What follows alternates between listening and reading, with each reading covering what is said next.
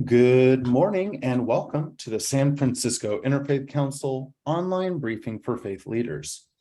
Today's program explores the Nonprofit Security Grant Program. A special thanks. The San Francisco Interfaith Council online briefings are supported by a grant from MetaFund. Thank you. The important and ongoing work of the San Francisco Interfaith Council would not be possible without generous funding from congregations, corporations, faith-based social service agencies, foundations, judicatories, and supporters like you. Help us spread the word. Visit sfinterfaithcouncil.org to learn about SFIC programming and how to become a supporter.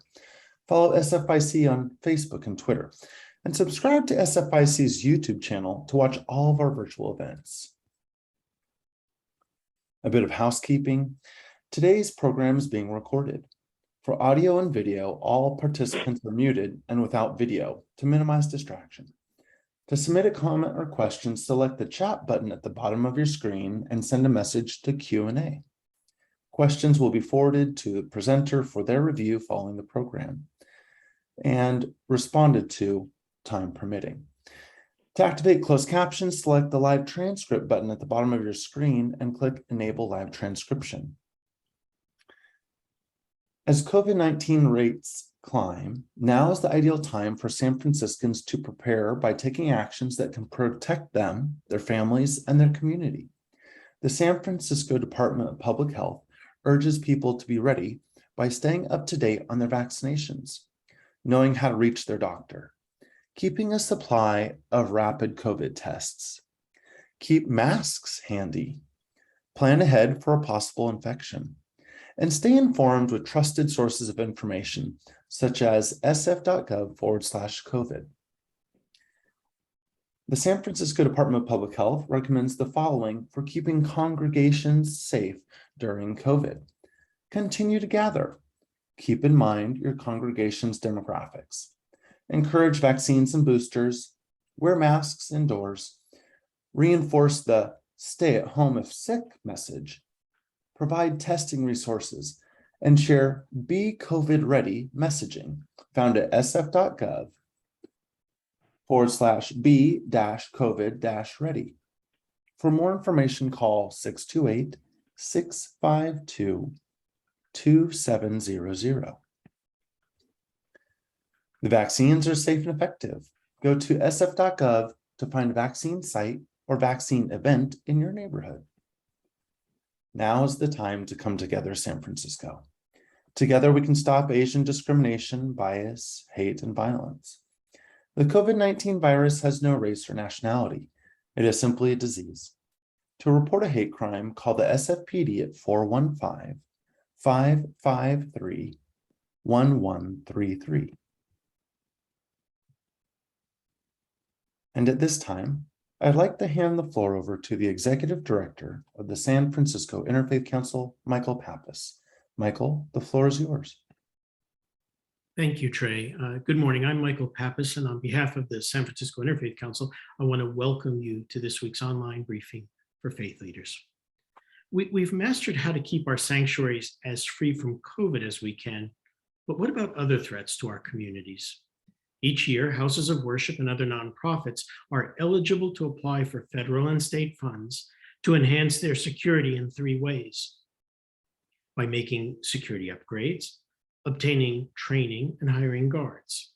This week's online briefing for faith leaders, hosted by the San Francisco Interfaith Council, offers an opportunity to learn what the National Security Grant Program encompasses, how it can help you protect your facility, and what steps are needed to apply for a grant. Get a head start while there's still months to prepare. At this time, it gives me great pleasure to introduce the incoming Vice Chair of the San Francisco Interfaith Council and Canon to the Ordinary of the Episcopal Diocese of California, the Reverend Canon Deborah Lowe Skinner, to offer a brief welcome on behalf of our board and to read the interfaith statement. Good morning, Deborah. Good morning. Words of welcome, as well as this interfaith statement. This is an interfaith community. Whatever our individual belief, It can be freely expressed here with no apologies. If we are invited to offer a prayer in this setting, it should be offered according to the tradition with which we identify. If we are invited to speak on a subject from the perspective of our tradition, we are free to do so without fear of offending those who come from another tradition. We come together as people of faith to learn from each other that we might better understand the multiplicity of faith traditions in our city and in our world. Before I hand it over to Father Ash, I just wanted to share the screen of this icon, and this is Our Lady of Ferguson.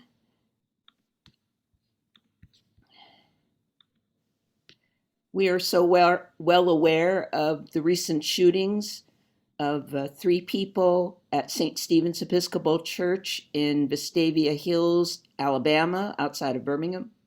The shootings at the school in Uvalde, Texas, the supermarket in Buffalo, New York. There are other places, even as recently where I live in San Jose, 2 people were shot in the rough neighborhood of San Jose. There's really not any place that hasn't been affected by gun violence.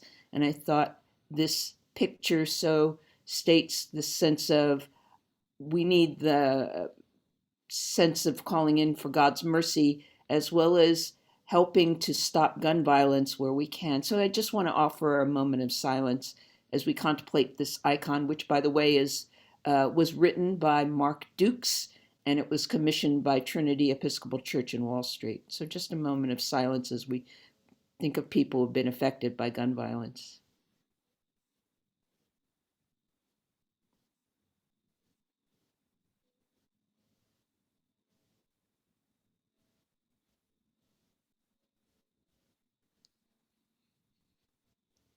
Thank you.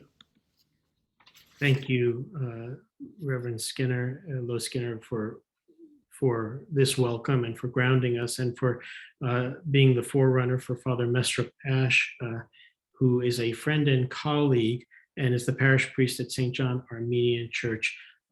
Father Ash has been a great leader in his community and will share with you a reflective moment that will encompass also what his community has suffered here in San Francisco. Father Mesrop, good morning. Good morning, Michael, and good morning to all of you. I want to thank the San Francisco Interfaith Council for this opportunity to offer this morning's meditation. As Michael mentioned, my name is Father Mesrop Ash. I'm the parish priest of St. John Armenian Church in San Francisco, marking its 80th year here this year. At the outset, just as Reverend Deborah did, I'd like to just invite us all to remember and to hold in our hearts the victims of gun violence and mass shootings, particularly those of recent memory, the 19 children and 2 adults that we lost at the grade school in Uvalde, Texas, the killing of 10 African Americans in Buffalo, New York, the attack at the Irvine Taiwanese Presbyterian Church in Laguna Hills, and of course the most recent attack, which she had mentioned as well, the 3 elderly faithful that were killed at St. Stephen's Episcopal Church in Vestavia Hills in Alabama just last week. However, these are just a few of the countless horrible acts which continue to desecrate the sanctity and the safety of our compatriots and our community life. And it's on this unfortunate note that we begin this meditation. And nevertheless, it's a topic that resonates with what we're going to be hearing about today. How to protect our faithful, those members of our community, and reassure them that we are doing everything in our power to secure the spaces which are intended to separate them from the cares of the world. Violence visited the Armenian American community here in the Bay Area in recent years, just as it has many others. When our parishes and our day school were the subject of hate crimes, including an arson attack and a shooting, which took place in the summer and fall of 2020. We're very thankful to the interfaith community for their strong support during that very difficult time. And though there were no victims, the emotional trauma remains, particularly in our school where my own daughter and son attend. And this is often a topic which we're reminded of when we drop off our kids at this space for us that is very sacred. The resources provided in presentations like today's were absolutely invaluable for all aspects of our community. And today I'm happy to say that thanks to these resources, all of our churches, our school enjoy robust security camera systems, as well as other essential security upgrades.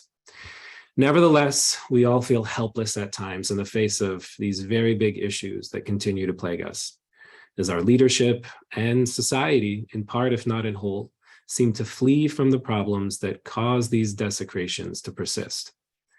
As faith leaders, we turn to our spirituality for comfort and inspiration. A word unto God from the depths of our heart is how St. Gregory of Nottic, the 10th century mystic, poet, and theologian, began each section of his masterpiece entitled The Book of Lamentations. I've shared this book with the interfaith community in the past, the 11,000 lines of poetry that immortal his humble quest for spiritual understanding are deeply important to my people. He addresses many themes, most of them dripping with sadness and helplessness, hence the name of the book, which is Lamentations. But no matter how deep a hole he digs for himself, he resolves always to find hope in his faith. In the second section of the 51st prayer, he writes, "For if we flee, it is you, Lord, who comes after us. If we are weak, you give us strength. If we falter, you set us on the right and easy path. If we faint, you encourage us. If we are ailing in body and soul, you heal us. If we wallow in sin, you wash us. If we lie, you justify us with your truth. If we stumble into the abyss, you direct us to heaven. If we do not turn from our willfulness, you guide us. If we sin, you weep. If we are just, you smile. If we are estranged, you mourn. If we approach, you celebrate. If we give, you receive. If we become stubborn, you are patient. If we are ungrateful, you grant abundantly. If we quit, you are sad. If we are brave, you rejoice." St. Gregory begins his prayer reminding us that though we may flee, the Lord will not give up his pursuit. As a nation, we may be fleeing from pursuing just actions that will quell gun violence in our communities.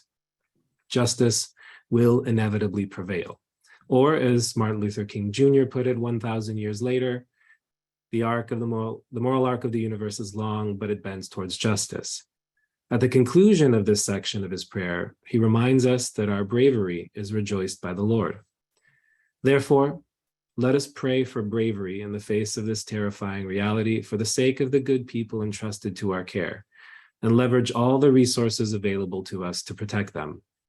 Let our faithful be brave, though the necessity of it be a shame, so that they can engage in community life despite the fear that may impact them. May our protectors, our first responders, be brave as they prepare themselves for the unthinkable and are under the scrutiny of all. And may our leaders be brave to do what is right for the sake of our most vulnerable. Amen. Thank you, Father Messer, and thank you for grounding us for a presentation that is so important, and also for sharing with our attendees today the benefits of accessing these resources. God bless you. Prior to the pandemic, there were a string of shootings and terrorist attacks in houses of worship as they continued during the pandemic.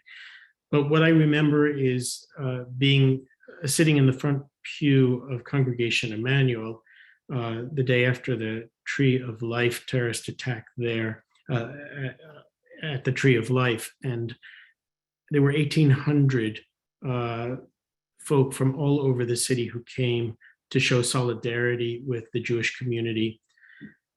I remember the mayor stepping up to the pulpit, as she did at Grace Cathedral and at other times, saying people should feel safe when they go to worship. And we all nodded our heads. but what were we doing? That mantra that she invoked really catalyzed the Interfaith Council to convene a roundtable of professionals at the highest level, from law enforcement, federal, state, and local, to Department of Public Health and Emergency Management, and advocacy groups, and folks who were doing security for their particular religious faith traditions. We are blessed to have in our midst today Raphael Brenner, the Director of Jewish Community and Security. He is an expert in this field and is an eloquent communicator, and who it is my prayer will be able to inspire you all today and give you the information you need to access funds that you're eligible for. Rafi, I'm going to hand the floor over to you. Today is important, and I want to thank you for answering the call and for what you're about to do. Thank you very much, Father, Michael, and thank you, Father Mestrop, very much for that eloquent lead-in. It is a multifaceted effort to secure our houses of worship, and this is just one component of it, but I'll touch on a few themes that are involved with this. And excuse me just for a moment while I share my screen, and we can get this presentation on the road. So I really want to emphasize that this is about nonprofit security grants, plural, because there are two separate grants available each year. And baked into this presentation is the nuance of what's different between the two of them. But I don't want that detail to bury the general need for considering these options of getting funding either from the federal government or from the state of California to improve security at your facility or site.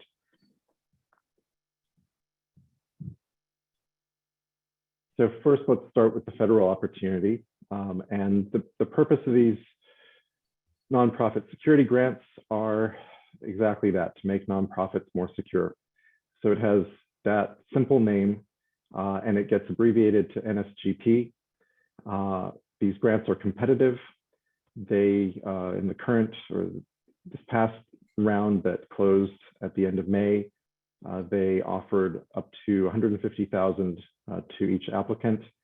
And each year, these NSGP grants, or the funding opportunity, opens in the spring.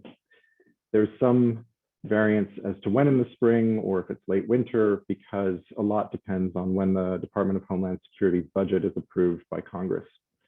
So there can be a delay in years when the budget is contentious, or there are other things that delay the approval of that budget. And then again, the NSGP is federally funded. So if you pay federal taxes, I won't ask you to raise your hand, but that's some of your tax dollars at work.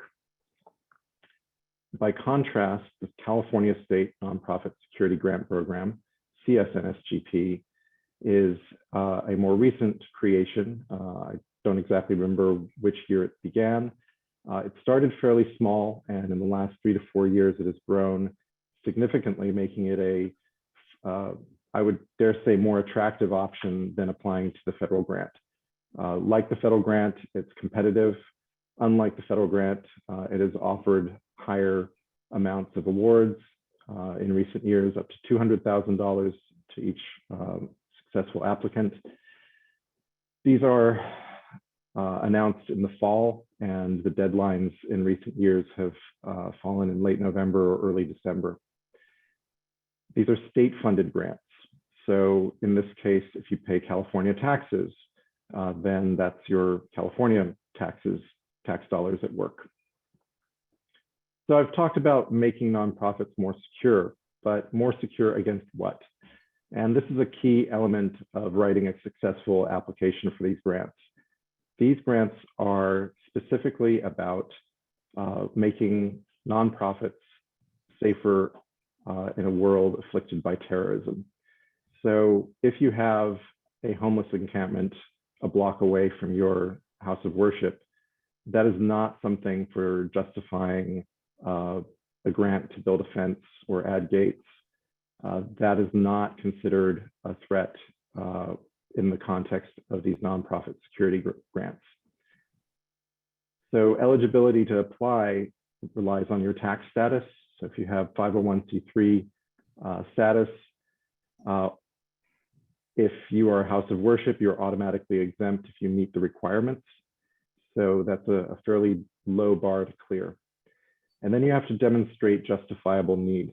So that looks like articulating what has happened either to your community or to similar houses of worship. If it's a house of worship, let's take a Jewish community center. We've had attacks against those as far back as 1999 in the Los Angeles area, in I think it was 2014 in Kansas City. So there are examples from the not too distant past that we can refer to. If you're an African-American church, the shooting at the Tops grocery market in Buffalo, New York recently is a unfortunate example that one should leverage in applying for these grant funds to demonstrate the threat that there is against our communities. So again, I have to reiterate that to say that your facility is in a bad part of town and there's a high crime rate, that's not going to wash in terms of justification. But what I've often done in writing justifications or threat overviews for these applications is noted that when there's a high risk of crime, or it's a poorly policed area, or let me phrase that differently, an area where police resources are stretched thin, that a would-be terrorist may find it easier to target organizations in those areas because of insufficient police resources or perception of that. So there's ways to bring in that environment, but the key thing in these grants is that they're justified by the risk of terrorist attack. These applications allow you to apply for funds to cover three things. As Michael Pappas introduced at the beginning and summarizing what the presentation was about, security equipment and improvements are the most obvious, but it also will cover training, planning, and exercises. So in terms of planning, for instance, if you have an emergency response plan that you're drawing up, let's say your organization does not have one, and you want to hire a consultant who specializes in this sort of thing, then budget in your application for funds to hire a person to help you with that. And exercises. So there are people who specialize in conducting exercises, and working out either as a single organization or with other nearby ones is a great way to prepare your community and the communities that you live among for bad eventualities. Just as a side note, after the shooting at the Tree of Life Synagogue in Pittsburgh in 2018, the following year I got to participate in an exercise with community leaders in the Jewish community nationally, and with representatives from the Department of Homeland Security and from law enforcement. And so an exercise may be very high level and just talk about what are the equities that we need to consider when an event like that happens. For instance, where do you have the base of operations for the response to the attack, essentially the place where families and loved ones can gather for updates. In Pittsburgh, the initial impulse of the FBI was to set that up at a nearby school, and the community leaders in the Jewish community prevailed on their security director, a former FBI agent, to convince the Bureau that it would be better to perform this function in the Jewish community center so that people had a familiar environment to come to. So exercises are a really key consideration in preparing for what to do in the event of disasters. And I don't want to focus here on terrorism. You obviously need to justify it as an exercise to deal with a terrorist attack, but engaging these things are going to be essential for disaster preparedness, wildfires, earthquakes, et cetera. So I just wanted to give an extra plug for putting in funding for planning and exercises, as well as the training that might seem obvious. And then thirdly, up to 50% of your grant can be used to hire contracted security personnel. If you already have guards at your house of worship or other organization, the funding that's granted in these awards can only be used for additional hired guards. So new, what am I trying to say? New guard shifts, a different day, different hours from the ones that you already have. That's a little bit, down in the details, but this is a development in only the last couple of years that they've allowed funding for hiring guards, and that's a really significant improvement in these grants. I'm going to go over a few more things that are allowable costs in these grants, and then get into how to apply. So number one here talks about security and equipment and improvements, and now I'm going to cover a few of those. So some obvious ones that we're familiar with from, say, government buildings are cameras, access control equipment such as intercoms with cameras on them, exterior lighting that allows the cameras to distinguish what the activity is that the cameras are recording. Bollards are significant improvements to put on your driveways and walkways, especially if you have a very open campus. And fences and gates are, a fairly obvious physical security consideration, and you want them to be high enough that they prevent someone from getting over easily and give you adequate warning if someone's inside the fence line. What are they doing there? Why have they come over the fence? It's a pretty clear indication that something's not right. Let me say a couple of things about access control. This is really a critical thing, whether it's a very small neighborhood gathering place for religious services, or whether it's a impressive, imposing church or synagogue or gurdwara or mosque. There's a variety of things that you can do for access control, but in the wake of the attacks on houses of worship in recent years, some people are getting very creative in terms of having buttons that allow you to electronically lock all the main doors in one fell swoop. And that means that if you have someone suspicious approaching that your guards need to confront, or your greeters are going to engage in conversation, but something looks threatening about it, it's important to have a way to lock down quickly. There was a shooting a few years ago in Kentucky at a convenience store that was just a couple blocks away from an African-American church. The shooter had gone to the church, and the congregants had immediately pulled inside and locked down the church, and the attacker was not able to attack the church and went down to a convenience store and shot a few people there instead. So as grim as it is to contemplate these eventualities, it's really critical that we plan for this sort of thing, and the way we do that is by having these equipment upgrades.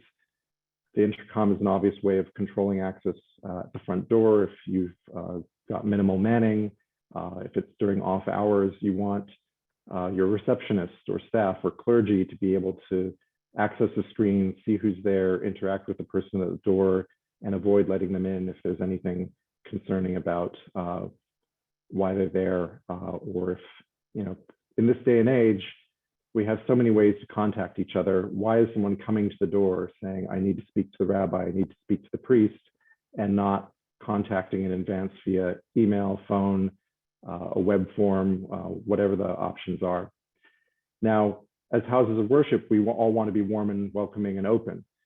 In the Jewish community, after the attacks of recent years, we're really having to train our clergy to approach people with loving kindness and maintain a degree of security mindset. And unfortunately, this is an imperfect balance. In Colleyville, Texas, in January, there was a hostage siege at a synagogue. There, it was the rabbi who let in the person who looked like they were homeless and cold and needed something warm to drink, not knowing that this individual had traveled all the way from the United Kingdom with the aim of taking hostages at the synagogue to gain the release of an Al-Qaeda terrorist who was held in the Fort Worth prison. So these are examples of physical security upgrades, and they're only going to be as good as our protocols for using them. And so that's where the training comes back into the picture. I also want to say a couple other words about cameras here. From all of our favorite TV shows and thrillers and movies, we know that it's, or our sense of what cameras can do is often warped by how they're presented in popular media, with the protagonist watching on camera as the terrorists approach the target and then sending out the good guys to stop them.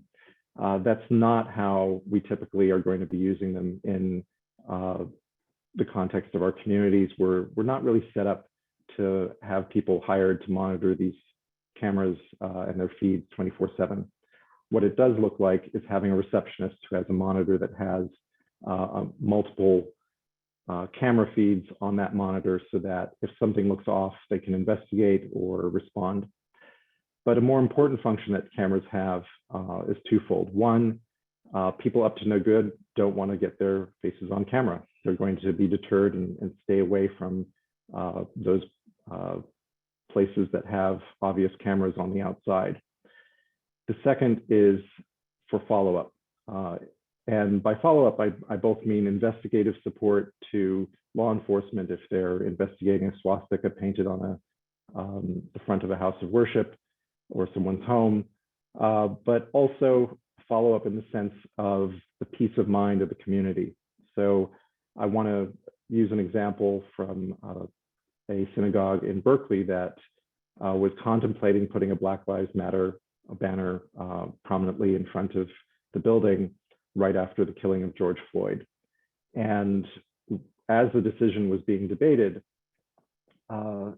someone at night set the dumpster next to the synagogue on fire. Now, under the circumstances, the board of that synagogue was nervous about putting up that banner. What if this was neo-Nazis or white supremacists who targeted the synagogue? And now if they put up this Black Lives Matter banner in solidarity with the African-American community, would that attract further attacks from whoever set the dumpster on fire? But they had security cameras, and by examining the footage, they discovered that it was an unhoused person who was just randomly roaming the neighborhood and started rummaging in that dumpster and for whatever reason set it on fire. So what had lived in our collective imagination as, is this a neo-Nazi attack? Is this white supremacist? Was brought down, to earth, and it was attached to a known unhoused person in that neighborhood that police were familiar with. And that peace of mind, if you will, was available out of having those cameras and being able to review footage from the incident. Moving on to a few other allowable costs, and this applies to instances like school shootings, is having reinforced doors and reinforced windows. So security film is a common thing that we recommend in these security grant applications because in California, with our nice weather and our open plan ranch style, suburban houses of worship, and I don't really have to describe the gamut that our architectural styles run, but we can often have these large windows or floor to ceiling, or the doors that you see here with a lot of glass in them. And by attaching security film to the back of these windows, it can slow down an attacker who's intent on gaining entry to that facility, whether it's a house of worship or a school or community center.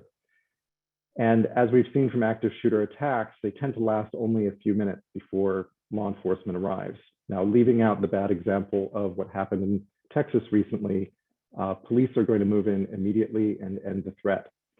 And what this security film does is it reinforces the windows and doors so that it takes longer for the attacker to get in. It slows down the action and buys more time for those inside to take cover, take shelter, or run away, and also buys time until law enforcement and other first responders arrive.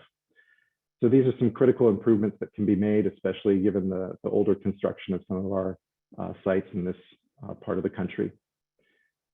There are other items that are covered under equipment and improvements.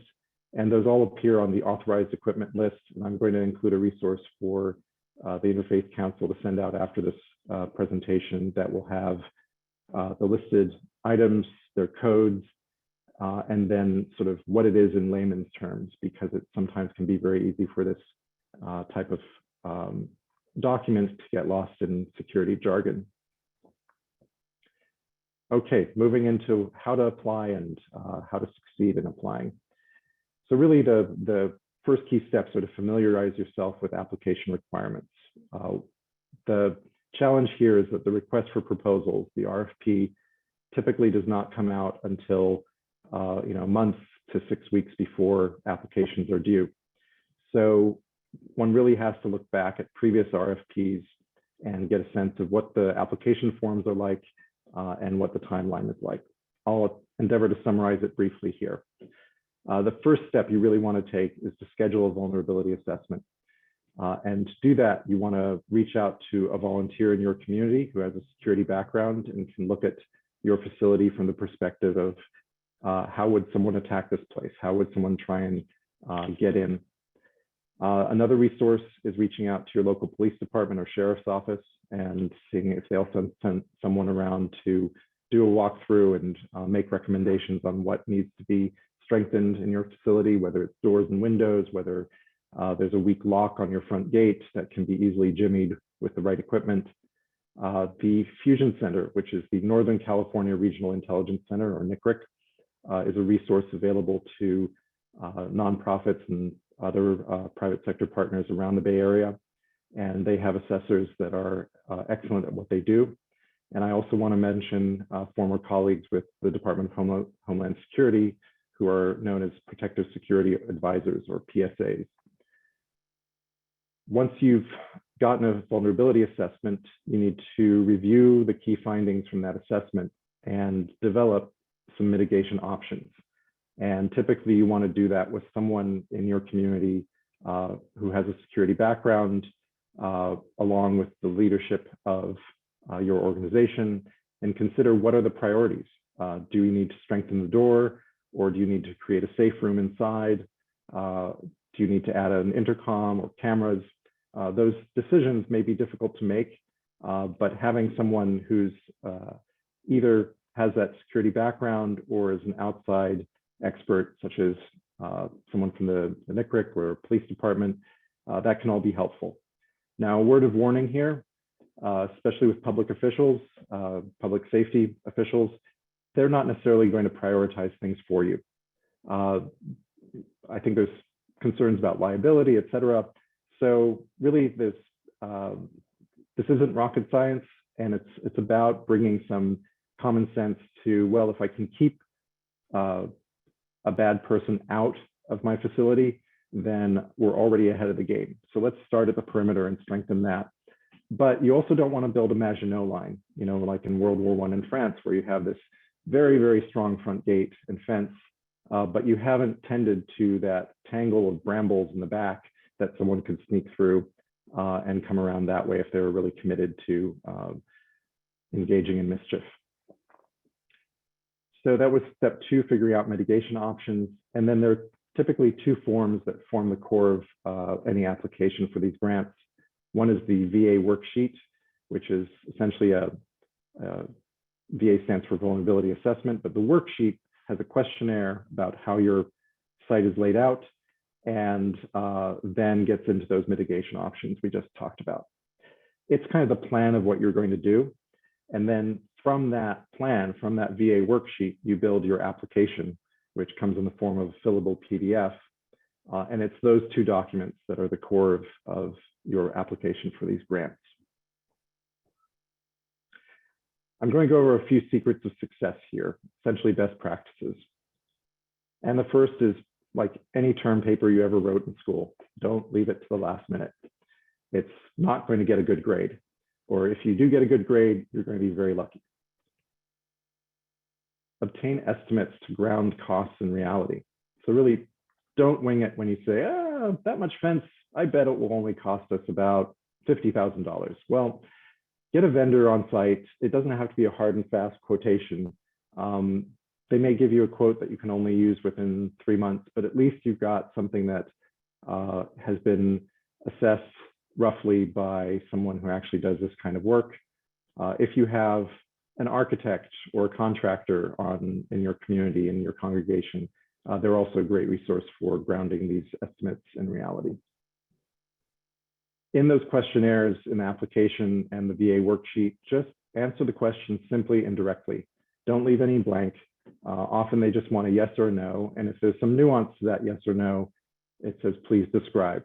Do exactly that. You want to make sure you're answering the question and not interpreting it beyond what they're looking for.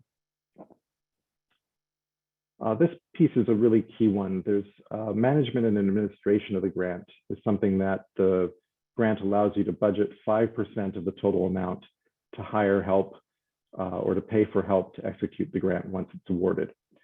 So as nonprofits, especially houses of worship, we don't necessarily have a lot of extra staff who are looking for things to do. We're typically stretched thin. So that extra 5%, so if you get a $200,000 grant from the state of California, 5% of that is going to be what, $10,000, if I'm getting my math right this time of morning. No, I think I've got it off. I'm sorry, I think it's $10,000, but I'm just not in math brain at the moment. And that can really help offset the bureaucratic effort that's involved in completing or really implementing these awards after they happen, after they're awarded. Really the bottom line, the secret of success is to tell a convincing story. So the way you might write about one of the vulnerabilities in your worksheet is this vulnerability, X, requires make this improvement, Y, to prevent or minimize grievous injury or loss of life. And this is not the place to downplay the impact of a terrorist attack happening at your site. The translation of this language is people will die if we don't do this. And so really, I want to encourage you to think in these terms when you're filling out these applications, that it's really critical. Father Messerop talked about the arson at their church in 2020. That's a terrible, terrible event. Imagine if people were there. Imagine if someone was working late when the place caught fire. So it's not just about preventing property damage. It's not just about having cameras to deter someone from even thinking about doing something. It's really about preventing people from getting injured and killed, and then the knock-on effects of something like that on your community and on your congregation.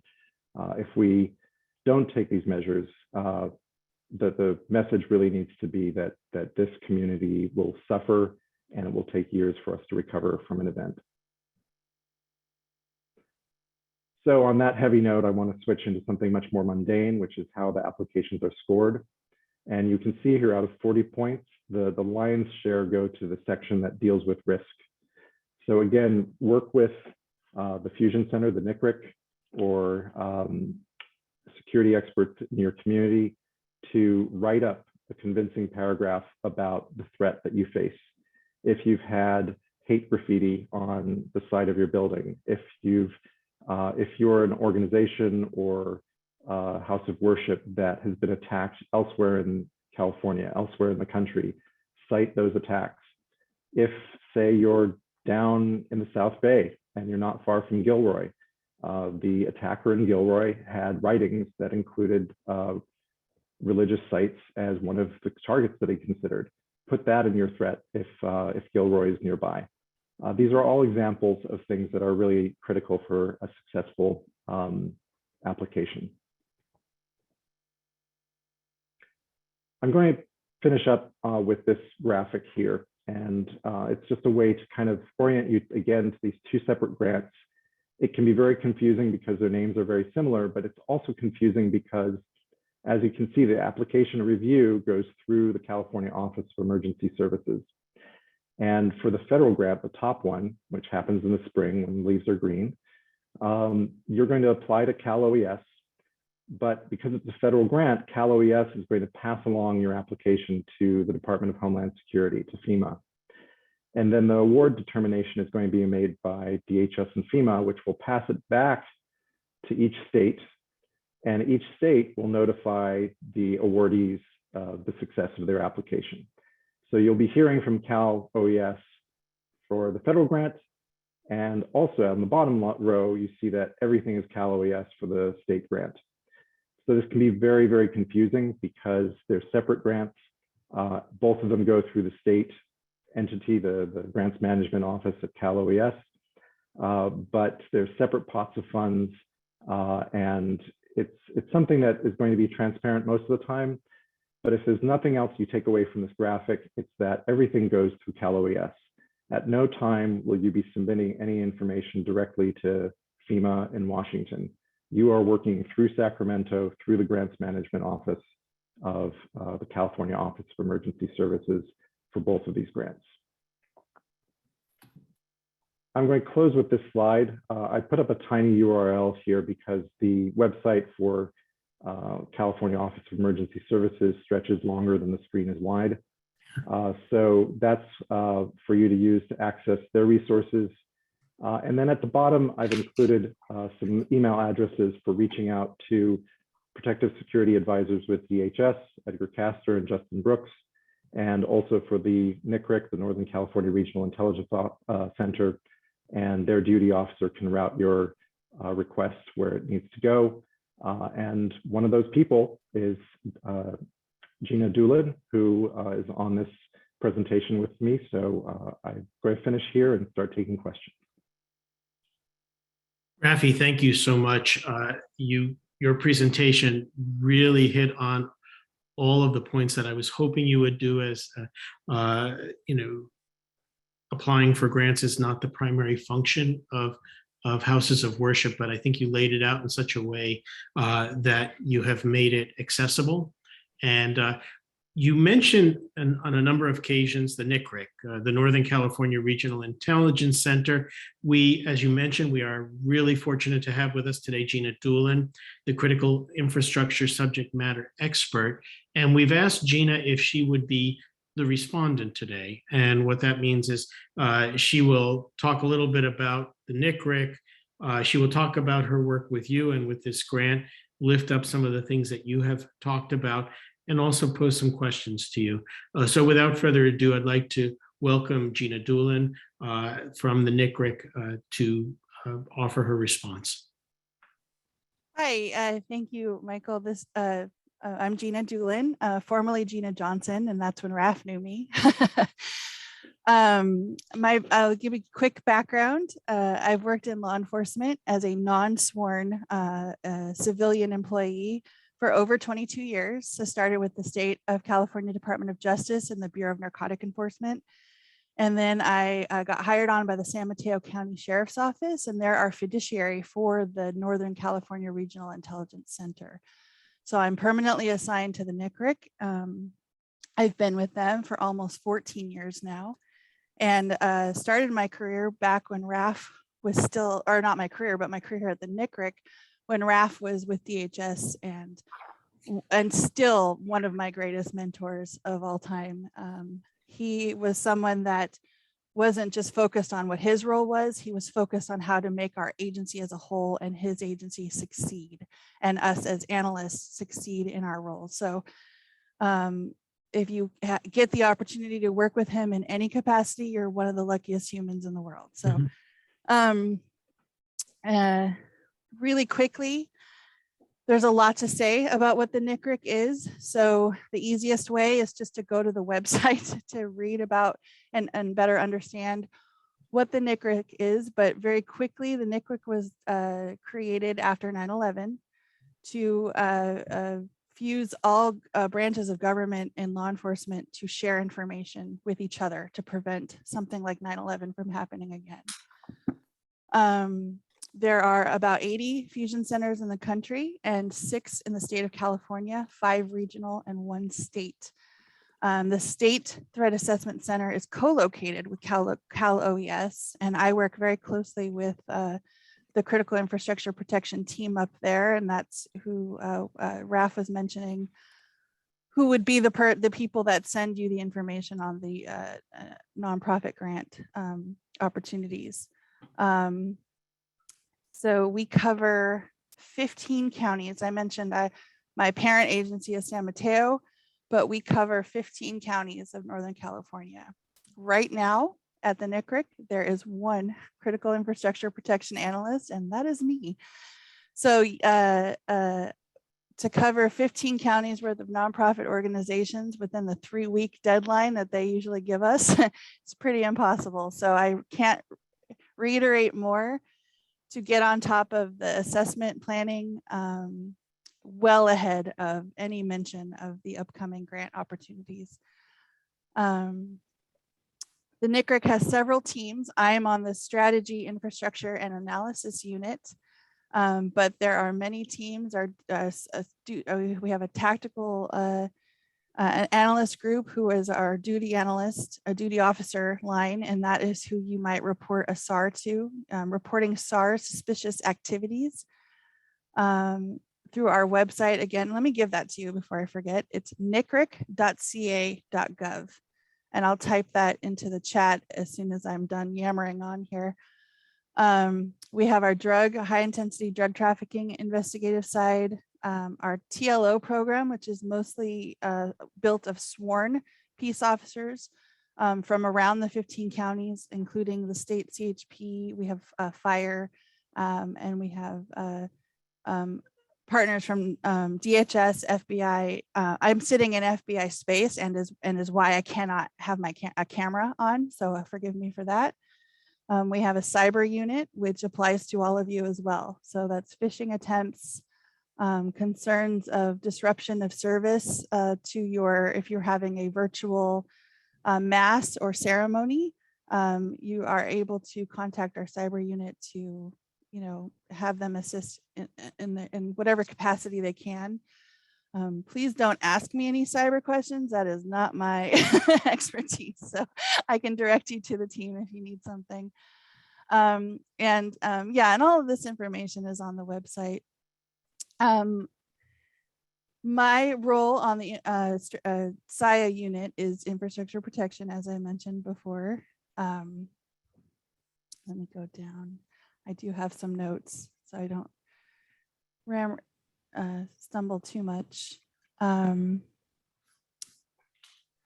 We conduct vulnerability assessments, threat assessments, strategical intelligence products, critical and special event support, where we get assigned to emergency operations centers. And that could be something like the Gilroy Garlic Festival shooting, where we're pulled out of, that happened on a Sunday. So we're, whoever's available rushes to the office to support as best as we can.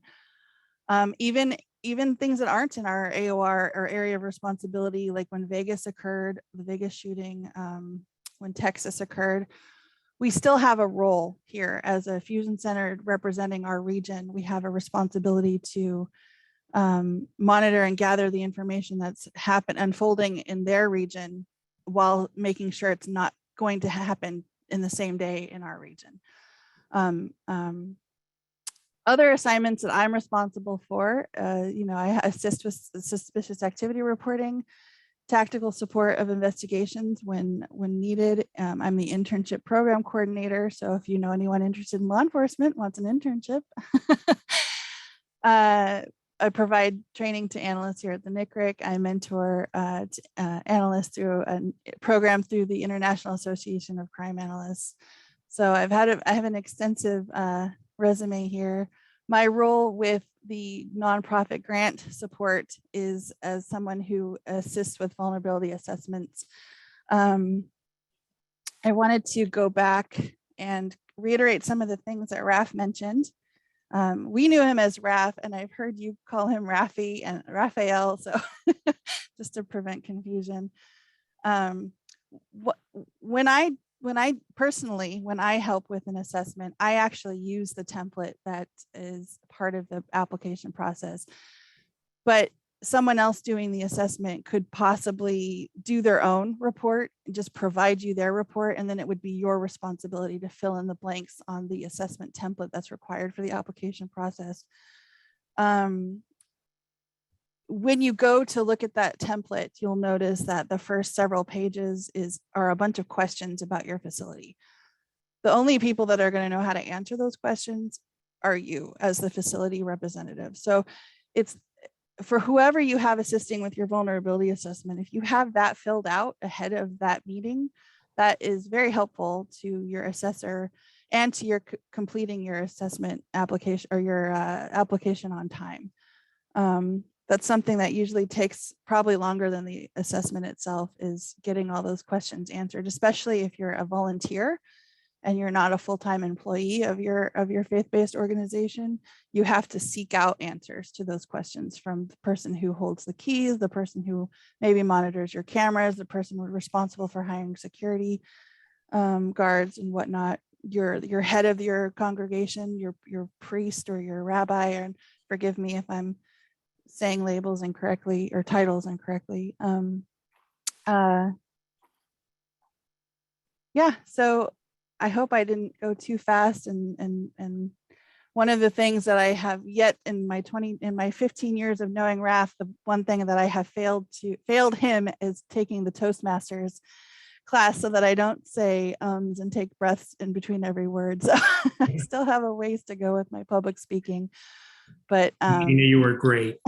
You're terrific. We do have a couple of questions here that I think are germane to some of the things you raised, Gina, as well as Rafi, as I know him. And I want to thank Cecile, I hope I pronounced this right, Sabater, who asks some really important questions. One of the questions she asks is, who's the local contact person? And if I were to answer that question, I was listening to you all. I would first kind of suggest that if you are part of a judicatory, for instance, Rafi works with the Jewish community. He has a counterpart at the Archdiocese, and I believe the Episcopal Diocese of California has its own person to work with security issues. I would start there. But if I heard correctly, Gina, you also, with respect to the grant in particular, you would be a resource person who could be contacted to get some guidance and direction on the applications. Is that true? I can assist with only the vulnerability assessment portion of the application. There are a lot. So something that maybe, I don't know if Raf mentioned, while the vulnerability assessment is a crucial part, it is like 1/20th or so of the process. I'm exaggerating, but it is just one small step of the entire application package. Raf mentioned you need estimates for things you would like to see those funds. If you were to be granted those funds, there are estimates you need to obtain to see those funds applied to that particular vulnerability. And there are other aspects of the application that I don't know how to assist you, or I'm not allowed to. Cal OES, the members of they're the ones that I believe are participating in the grading process.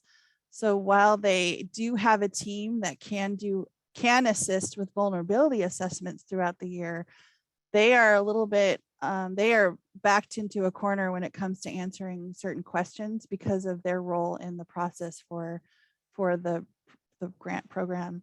Raf, do you want to weigh in on that? Yeah, Gina, all great information. I think the piece that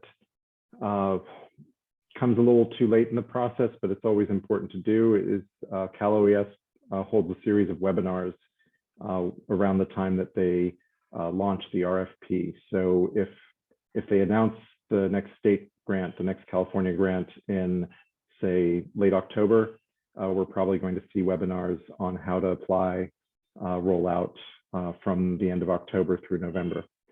So look out for those. In the meantime, follow that tiny URL that I put on the last slide. Go to their grants management page. We can also include a link in the follow-up email to this webinar for how to access the slides from the last webinar that they did, because it's pretty much the same process each time. There's small changes. I do want to emphasize that what Gina said about the vulnerability assessment being a small piece, it's essentially the blueprint. And so when you walk into a house, you're not interacting with the blueprint. The blueprint was something that the builder used. But without that blueprint, you can't do all the rest of the things that you need to do with this grant. So that's the really critical thing, and that's why it's good to get that vulnerability assessment this summer, even in preparation for a grant opportunity in the fall. I know we're coming to the close of our program, but Cecile did have two other questions, which I think are germane. One, you can answer with a yes or no. Can you apply for both grants? Yes. Yes. Okay, that was easy. The last question she asked actually was the first question she asked. If we already spend money on security equipment, can we then put it now toward this if we apply and get approved? It depends on what you're looking to do in terms of securing your site or facility. So we have places that have already hired guards, they have locking systems and intercom systems and cameras, but you know, there's a school in San Francisco that has rusty fences, and they wanted to avoid the impression that this is a place that was derelict and not being kept up and not being carefully guarded. And so they replaced the rusty fences with new fences with grant funding. So it's really, if we can demonstrate in the vulnerability assessment that that rusty fence is a liability, that someone could break it and get in, then you've got your justification right there. You've got your basis for adding more funds on top of what you've already spent. You know, Father Messer raised the issue early about the KCV school. You know, we have a lot of houses of worship that have schools, and I think that that should really be lifted up in the vulnerability statement, just as a justification for getting this funding, because you've got, you know, vulnerable children coming every day. So that, and I'm guessing that would also apply to programs that the congregations have, you know, after school and connected with their worship. I wanted to ask one last question, because during the pandemic, greeters have taken on a whole new role. You know, they used to be the people who would hand out a leaflet when you arrived, but now they're checking you know, vaccination status, and they're making sure you're wearing a mask in a lot of houses of worship. This new role of the greeters, are any of the funds that are available to train, say, greeters to, you know, to be aware of things to watch out for? Yes, absolutely. So situational awareness is a form of security training that's important for volunteers, greeters, staff, receptionists, clergy.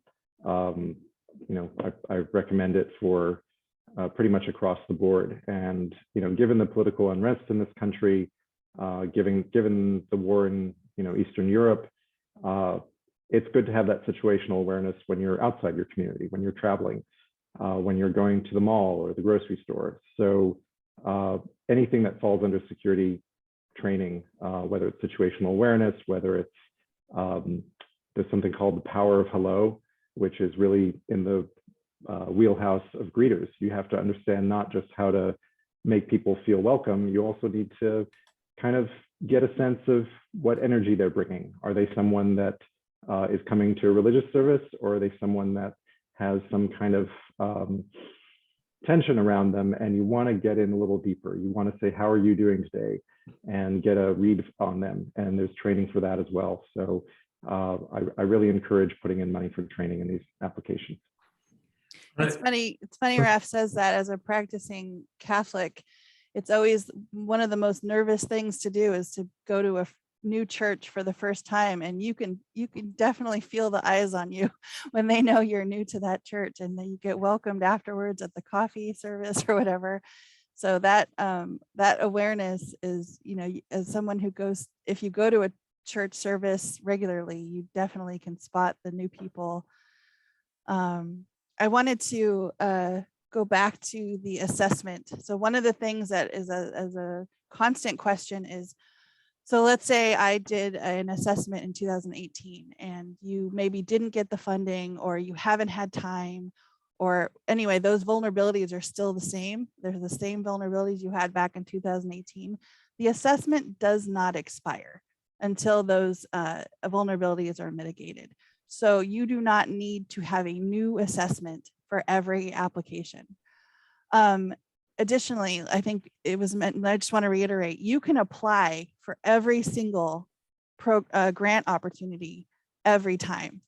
Just because you got grant funding at the end of 2021, you can go ahead and apply again. It's up to the graders.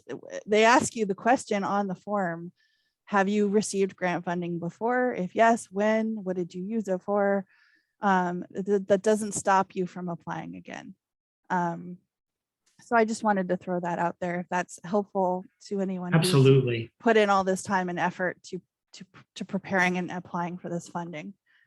I would also just ask, Cecile asks one final great question. I know part of the answer, but I'd like to hear from you first. How do we know when the funding cycle starts? They will blast it out, and unfortunately, they do not give a lot of time. They give about 3 weeks per cycle. You get notified. You get 3 or 4 weeks worth of opportunities to attend these webinars, which I'm wondering. I think Raf, there might be a recording from previous years on the website, so you can get a head start. But just know that it is important to attend one every cycle, every new application, for just the update on any changes. But to reiterate both Raf and my statement, get on top of this before you even hear about it. Start filling out the paperwork. You can always, if they change the form, you can always transfer the information, but get on top of what you need to know before they even offer it. And that way you're ahead of the game. You're not pulling your hair out at 11:30 when the thing is due at 11:59 on whatever day it's due. Most law enforcement agencies, so the NCRIC, DHS, your local law enforcement, sheriffs or police officers, the service should be free for a vulnerability assessment.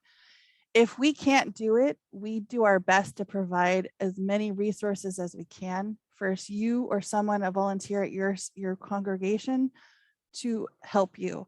We have literature, we can offer some advice, direction to a volunteer that you have. They do not have to be a sworn peace officer, military person. They just someone with some security background of some kind.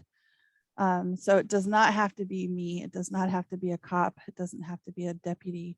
I hope that information helps you. Absolutely. And I would say too, as soon as we get word, we put it out to our 5,600 e-subscribers, as we will by day's end today too. So all of the resources that have shown up on the chat or that have been referenced, I'm gonna beg Rafi and Gina to send those links ASAP so they can go with this recording link. And honestly, we would really appreciate all of those online today sharing this recording link with their networks and their communities, because you are eligible. It's going to be a little work, but from those who have applied, I can tell you the benefits have been great. I want to say a very special thanks to both Rafi and Gina for their participation. The presentations have been excellent, and also to the Reverend Canon Deborah Lowe Skinner and Father Mesrop Ash, and would invite you all to join us on July 14th when we welcome United Way of the Bay Area's 211 Executive Director, Claire Margison, who will present on this important service and how to gain access to critical services in San Francisco and the Greater Bay Area. This brings to a close our program today, our briefing. We wish you a beautiful weekend, and may God bless you.